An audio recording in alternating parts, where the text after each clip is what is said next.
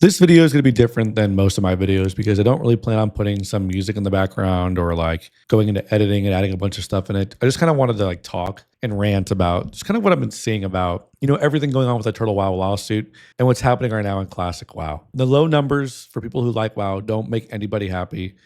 We worry, right?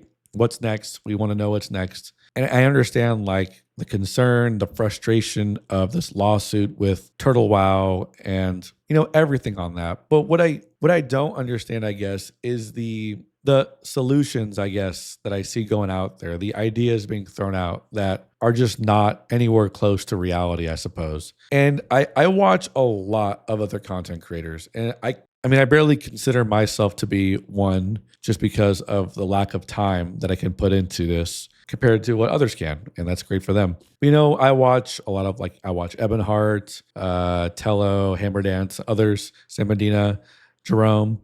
And, everybody has their opinions and thoughts about, the lawsuits and Blizzard right now and the current state of Classic and yada, yada, yada, right? And I just, again, I watch and I just get confused because I'm like, I don't know how to say this. It's just like, do we just know how like AAA companies work, for a lack of better, phrasing, I guess? And, trust me, I'm not a fan of how most, if not all AAA companies act nowadays, but it's just, what we live in right now. And I see like, you just need to hire more devs, bring back all the GMs. And I'm just like thinking about that Drake meme where it's like, oh, that's what we needed to do. It's like, I mean, yeah, sure. Tell Microsoft that.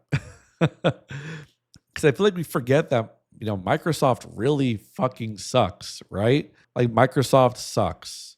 And when you're talking about this stuff, like, who are you asking when you say Blizzard, you need to do this? Like, who are you asking? Chris Metzen, Agrand, Zyrene, Ian? Like, Ian, hire more devs.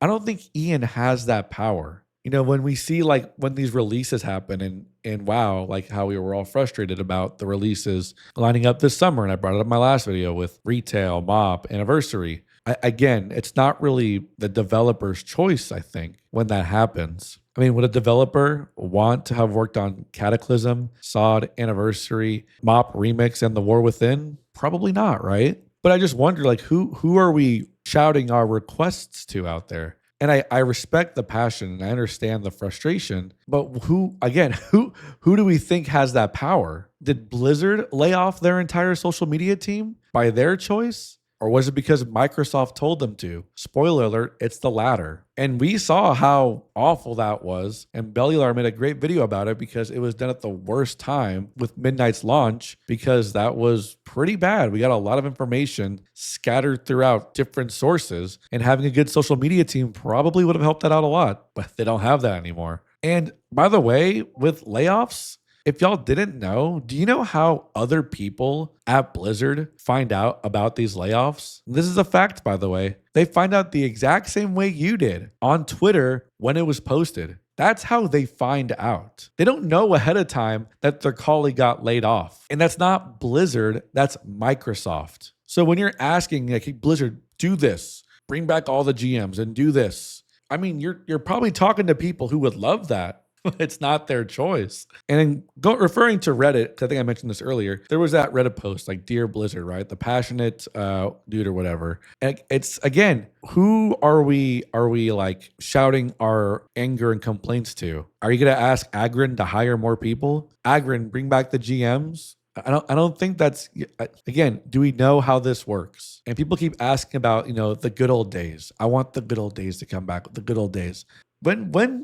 I have a question. When were the good old days? It's 2025, right? When did Mists of Pandaria come out? I just looked it up. 2012 for Mists of Pandaria, 2014 for Warlords of Draenor. When were the good old days? If you're telling me that it was vanilla through Wrath, or for some people vanilla to TBC, or for some people just vanilla, the good old days existed for a very, very short amount of time. So I guess what you're asking for seems very like impossible. And let's refer back to the good old days of when we had GMs online. Do we not forget how long it took to get a ticket response? Like, sometimes for me, I remember filing my own tickets back in the good old days, right? Like 2 days. to get a response. It was a cool feature. It was cool seeing the little ticket icon on the top right corner next to my map and when a GM would actually respond, but it was like days to get a response. And I feel like we keep creating this false narrative that the good old days weren't that long ago. They were a long time ago. At least what we're describing as a community, what the good old days were.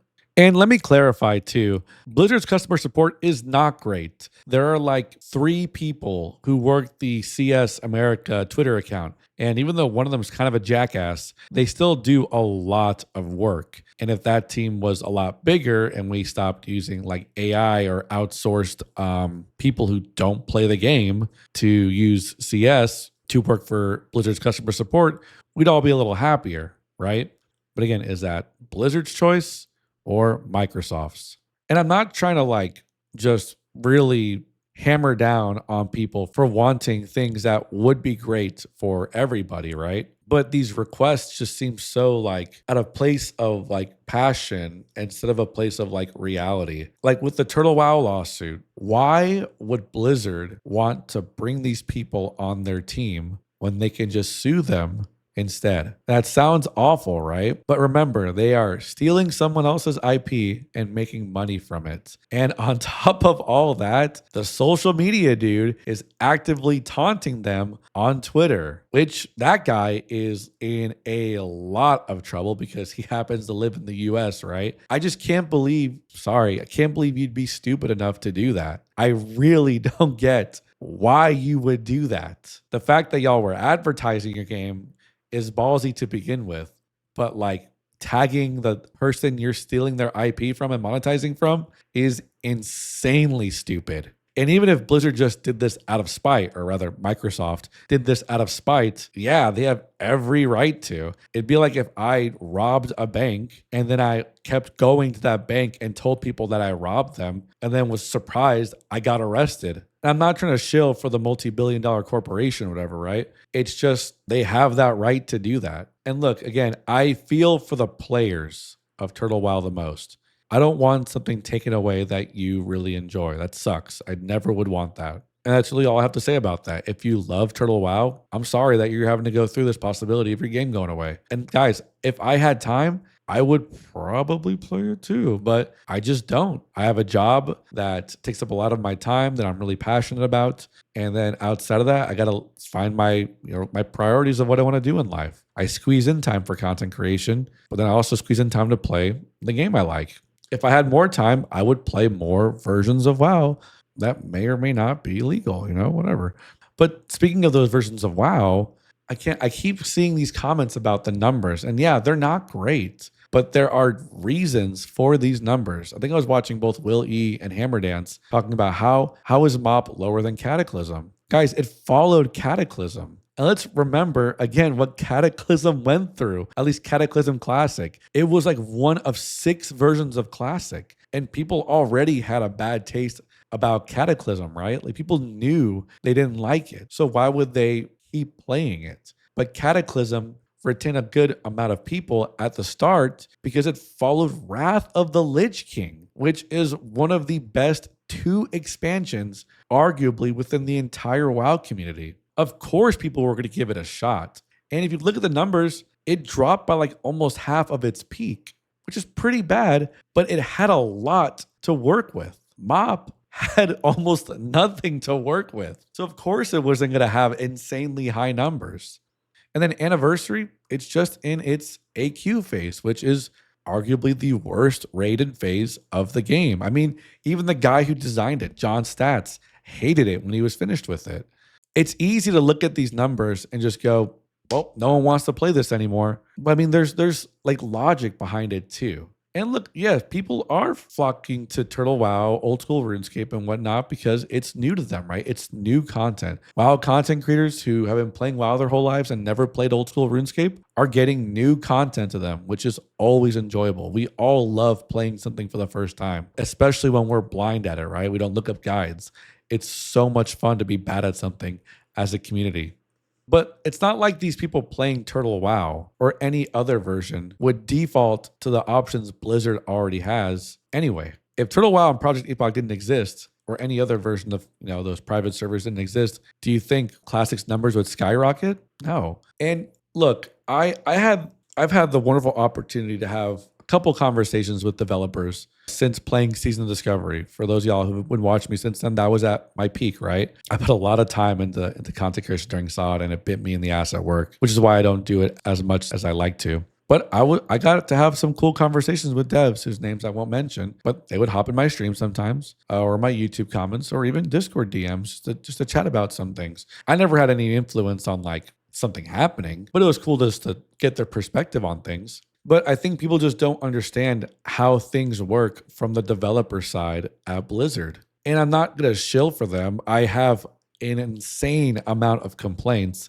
If you watched my MOP video, I was horribly disappointed with MOP's launch. And they had no other active project to really work on for me to feel like this is excusable. I gave them a lot of grace during SOD because of how many projects they had to work on while working on SOD. But I gave them pretty much no grace on how MOP launched because what else was there? But again, I guess I'm gonna contradict myself here. There's also a misunderstanding of how a re-release gets made. A lot of people think it's just take the game, paste it. That's not how it works. They have to recreate the expansion. It would be a lot easier if they just wiped out like your character progress and then every server was fresh. That would be insanely easier for them. But they have to continue your characters all the way from vanilla and recreate everything in the game. Now, do they have the coding for it? Yes, but it's not as easy as you think. Stuff goes wrong. There's a lot of testing that has to happen and not a lot of time. It's not just the flip of a switch of,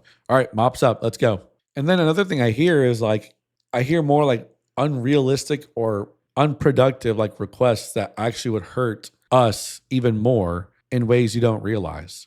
A lot of us are under the belief that this lawsuit happened because we're going to get a timeline repeat of Nost, the biggest private server for Classic, getting shut down because Blizzard was working on Classic, right? We think that's my logic at least. And well, it's not just mine, it's a lot of other people's logic too, that at BlizzCon 2026, we're going to get Classic Plus's official announcement or whatever they're going to call it. If that is true, I don't understand the request of asking for them to give us another game mode in the meantime, because we all saw what happened to the Classic games when they had 6 projects to work on 2 summers ago, I think. Yeah. The death of SOD's like half their player base from Phase 3's extended timeline, Cataclysm being almost dead on arrival because of how terrible it was bug-wise. I mean, I've said this in so many videos. I keep hitting my mic. I've said this in so many videos. It took them months to put the water in the dungeon, the Lost City of Tol'vir. For months, there was no water in the dungeon. But their team was stretched thin. We all know that. And it gave us non-polished products.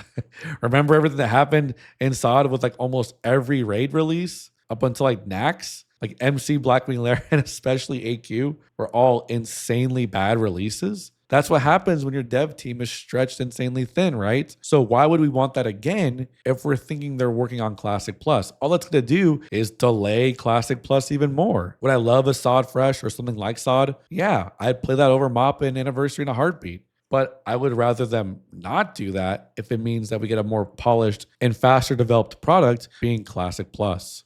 And again, I respect all my creator peers on their thoughts and beliefs on this.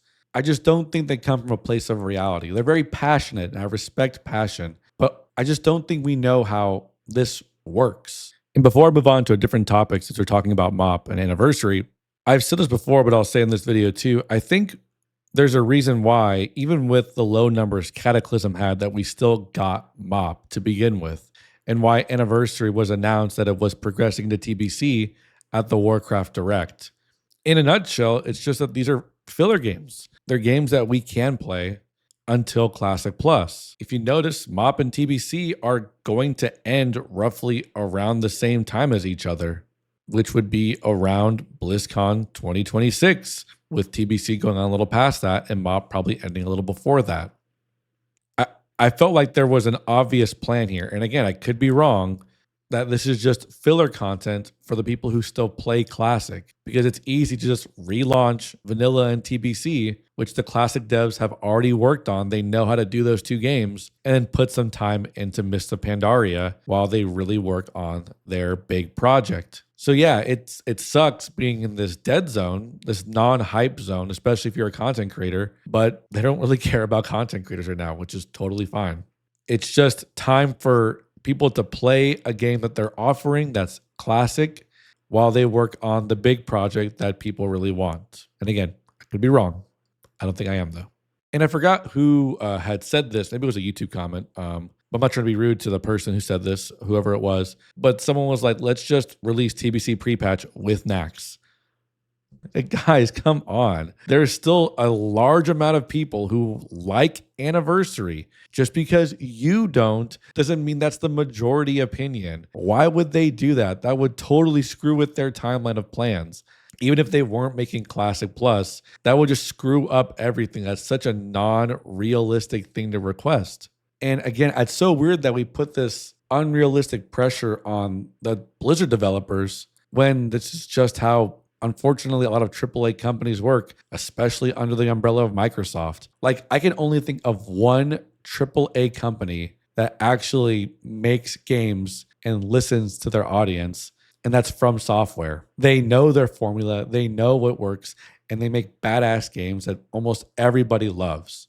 I wish everybody was like From Software. It's just not the situation we have right now. And is that excusable? No. Like, guys, again, you're just mad at the wrong people. You can't go to like Zyrene and Aggro and say hire more devs. Ian or Chris Metzen, they don't have that power. And I guess the last thing I want to talk about are like my YouTube comments, my last video, which I knew would be unpopular. And I know this one is going to be insanely unpopular too. I don't even think it'll get a lot of views either, but I don't really care. But like the weirdest comment I get is such like a paradox, I guess, of itself, because it doesn't make sense to me. It contradicts itself. Like this guy in my comments, Sniper DPS, who was like, the content creators are shilling for MOP because they need clicks and views. And I'm just like, that makes no sense, because it's way more popular traction wise to be anti-Blizzard and anti-WoW and Team Turtle WoW. That's how you get the likes. That's how you get the support, is by doing that. People are acting like the people who are anti-Blizzard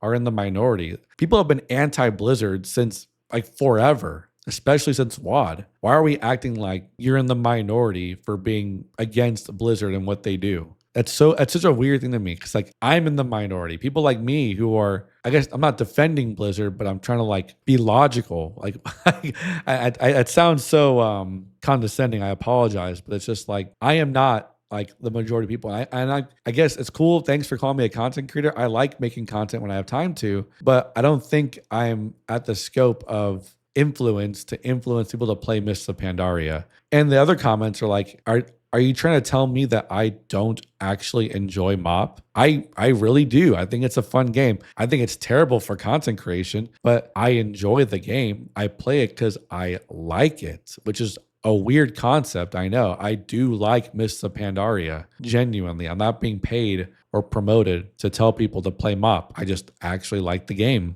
There's probably a lot I missed that I want to talk about here. It's just, it doesn't make sense to me. And I think we just fail to look at it from a logical perspective of like what the reality is.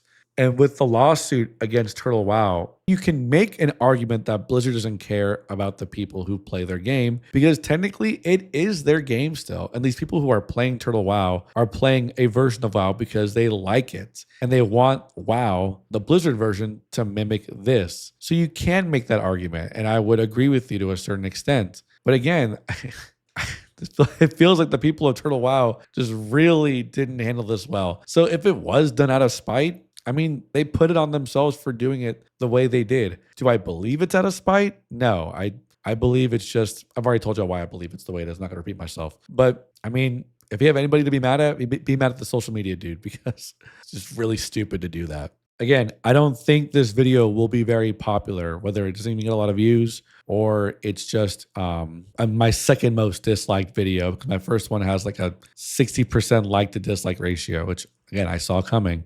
I just think people need to be a little more realistic about like what to request, or just maybe just understand how things actually work at Blizzard. And a lot of what I'm saying is still an assumption, not fact. But again, passion is great. I love passion. But if you have an opportunity to request something and for a voice to hear and actually do your request, make it like realistic. I don't know. I'm rambling. I'm going to go edit this now and see if this is worth posting. Feel free to, again, rage at me in the comment section or, whatever. But thanks for stopping by and saying hi, and I'll see you on my next video.